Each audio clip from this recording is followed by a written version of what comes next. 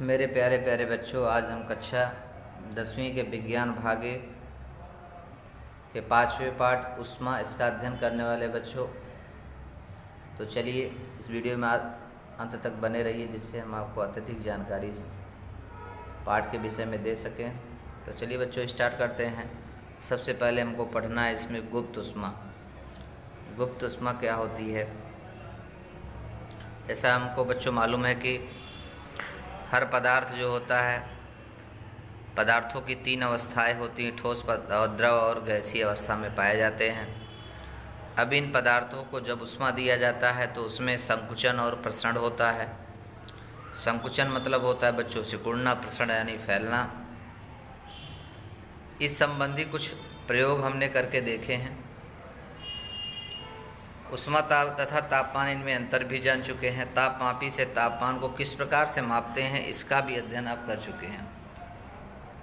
पिछली कक्षा में बच्चों 9th में आपने पढ़ा होगा किस प्रकार से तापमान को मापा जाता है। पदार्थों की अवस्था परिवर्तन में पाई जाने वाली गुप्त ऊष्मा, पानी का संगत व्यवहार, औष्ण्य बिंदु तापमान, आर्द्रता यानी नमी, विशिष्ट ऊष्माधारकता, इन सभी संकल्पनाओं का उपयोग हमारे दैनिक जीवन में होता रहता है। इस विषय संबंधी अधिक जानकारी हम इस पाठ में प्राप्त करने वाले हैं। तो लेटेंट हीट क्या होता है, गुप्त ऊष्मा, इसका हम अध्ययन करने वाले हैं। जब तक सभी बर्फ के टुकड़ों का पानी नहीं होता तब तक मिश्रण का तापमान 0 डिग्री सेल्सियस रहता है। बर्फ का संपूर्ण पानी होने पर ऊष्मा देना जारी रखेंगे तो पानी का तापमान में वृद्धि होगा, और पानी जो है तापमान जब 100 डिग्री सेल्सियस तक जाएगा तो तापमान पर पानी का रूपांतरण वाष्प में अधिक मात्रा में होता है। तो संपूर्ण पानी का वाष्प में रूपांतरण होते समय पानी का तापमान 100 डिग्री सेल्सियस पर स्थिर रहता है। तापमान में होने वाले परिवर्तन, उसे लगने वाले समय, इनके संबंध में दर्शाने वाले आलेख 5.2 में देखिए बच्चों दिए गए हैं नीचे। बर्फ को ऊष्मा देने पर बर्फ की विशिष्ट तापमान का अर्थात 0 डिग्री सेल्सियस पर पिघलकर उसका रूपांतरण पानी में होता है। यह परिवर्तन होते समय बर्फ ऊष्मा को अवशोषित करता है, यानी अपनी तरफ खींचता है। यह ऊष्मा का अवशोषण बर्फ का पूर्णतः द्रव में रूपांतरण होने तक जारी रहता है। इस बीच मिश्रण का तापमान स्थिर रहता है, जिस स्थिर तापमान पर बर्फ का पानी में रूपांतरण होता है और उस स्थिर तापमान को बर्फ का द्रवणांक कहते हैं। अवस्थाओं में परिवर्तन होते समय पदार्थ अर्थात यहाँ बर्फ ऊष्मा को अवशोषित करता है, परंतु उनके तापमान में वृद्धि नहीं होती। इस संपूर्ण अवशोषित ऊष्मा का उपयोग परमाणु अणु के बंध को छिड़ करके ठोस का द्रव में रूपांतरण करने के लिए होता है।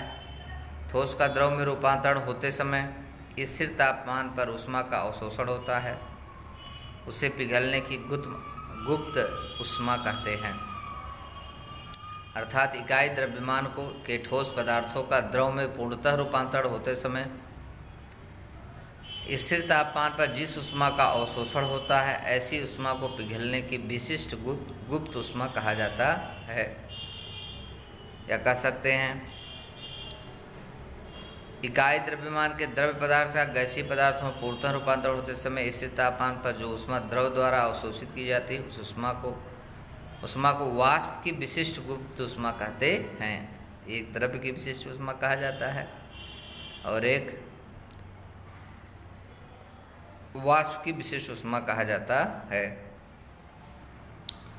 तो बच्चों पुनर्हिमायन किस प्रकार से बनता है, रेजिलेशन किस प्रकार से होता है, ये आपने देखा होगा। जैसे बर्फ़ का गोला आपने देखिए खाया होगा, इसमें बताया है कि बर्फ़ का गोला क्या होता है।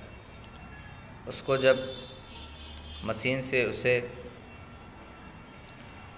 फिर से उसको अलग अलग उसका चूर्ण किया जाता है। चूर्ण करने के बाद फिर से देखिए उसको हम हाथ से दबा देते हैं, उस पर दाब देते हैं, तो फिर से वह उसी रूप में फिर से बर्फ़ के रूप में बदल जाता है।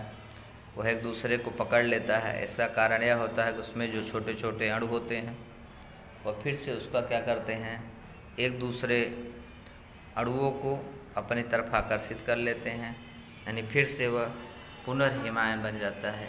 यही प्रक्रिया को क्या कहते हैं, पुनर्हिमायन कहा जाता है। देखिए इसमें दिया गया है कि भार किस प्रकार से आपको पता चलेगा।